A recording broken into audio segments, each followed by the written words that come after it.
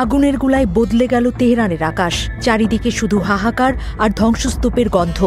যে দপ্তরে বসে দশকের পর দশক ধরে মধ্যপ্রাচ্যের চালিকা শক্তি নিয়ন্ত্রণ করেছেন আয়াতুল্লাহ আলী খামেনি, আজ সেই সদর দপ্তরের উপরে নেমে এলো ইসরায়েল ও আমেরিকার যৌথ আগুনের বৃষ্টি।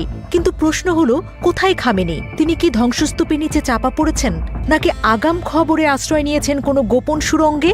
সারা বিশ্ব এখন এই এক রহস্যের উত্তর খুঁজছে, কেমন আছেন ইরানের সর্বোচ্চ নেতা।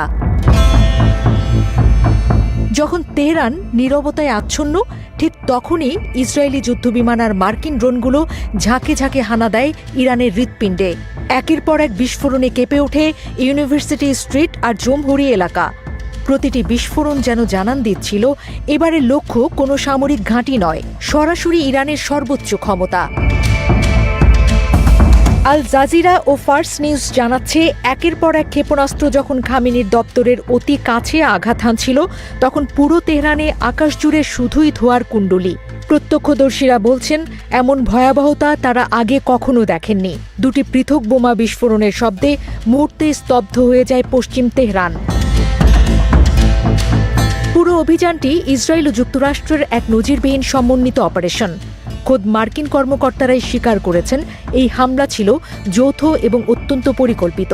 কিন্তু রহস্য ঘনীভূত হচ্ছে একটি জায়গাতেই, আয়াতুল্লাহ আলী খামেনি এখন ঠিক কোথায়? রয়টার্স একজন উচ্চপদস্থ ইরানি কর্মকর্তার উদ্ধৃতি দিয়ে জানিয়েছে, হামলার কয়েক মুহূর্ত আগে বা পরেই তাকে অতি গোপনীয় কোনো সুরক্ষিত বাংকারে সরিয়ে নেওয়া হয়েছে। তবে তেহরান সরকারের পক্ষ থেকে এখনও কোনো ভিডিও বার্তা বা ছবি প্রকাশ করা হয়নি। এই নীরবতাই জন্ম দিচ্ছে হাজারো সংশয়ের। তিনি কি অক্ষত আছেন, নাকি ইতিহাসের সবচেয়ে বড় টার্গেটেড কিলিংয়ের শিকার হলেন খামেনি?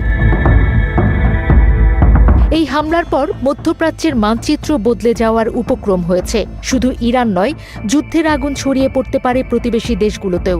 কাতারে অবস্থিত মার্কিন দূতাবাস তাদের সব কর্মীকে নিরাপদ আশ্রয়ে থাকার নির্দেশ দিয়েছে। সাধারণ মার্কিন নাগরিকদেরও বলা হয়েছে ঘর থেকে না বের হতে। অন্যদিকে ইসরায়েল জুড়ে জারি করা হয়েছে জরুরি অবস্থা। নেতানিয়াহু সরকার স্কুল কলেজ সব বন্ধ করে দিয়ে দেশের মানুষকে বাংকারের কাছে থাকার কড়া নির্দেশ পাঠিয়েছে। কারণ তারা জানে, এই অপমানের বদলা নিতে ইরান যদি পাল্টা ক্ষেপণাস্ত্র হামলা চালায়, তবে তা হবে প্রলয়ঙ্কারী। বিশেষজ্ঞরা বলছেন, এটি কেবল হামলা নয়, এটি ছিল একটি শাসন ব্যবস্থার পতনের সংকেত। তেহরানের আকাশে যে ধোঁয়া উঠছে, তা যেন ইরানের দীর্ঘদিনের দাপটের ম্লান হয়ে যাওয়ার ছবি। খামেনি যদি সত্যিই নিখোঁজ হয়ে থাকেন, তবে শিয়া প্রধান এই দেশটি এক ভয়াবহ নেতৃত্বের সংকটে পড়বে। একদিকে ইসরায়েলের আকাশপথে তাণ্ডব, অন্যদিকে আমেরিকার প্রযুক্তিগত শ্রেষ্ঠত্ব।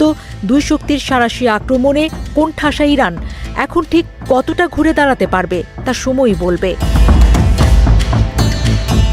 এখনও ধোঁয়াশা কাটেনি। খামেনির কার্যালয়ের পাশেই যখন একের পর এক ক্ষেপণাস্ত্র আশ্রয় পড়ছিল, তখন সেই ভবনের ভেতরে ঠিক কী ঘটছিল তা জানতে মুখিয়ে রয়েছে সারা পৃথিবী। কোনো পক্ষই নিশ্চিত করে বলতে পারছে না তিনি জীবিত না মৃত। কিন্তু একটি বিষয় স্পষ্ট, আজকের এই রাতটি মধ্যপ্রাচ্যের ইতিহাসে চিরকাল এক কালো অধ্যায় হয়ে থাকবে।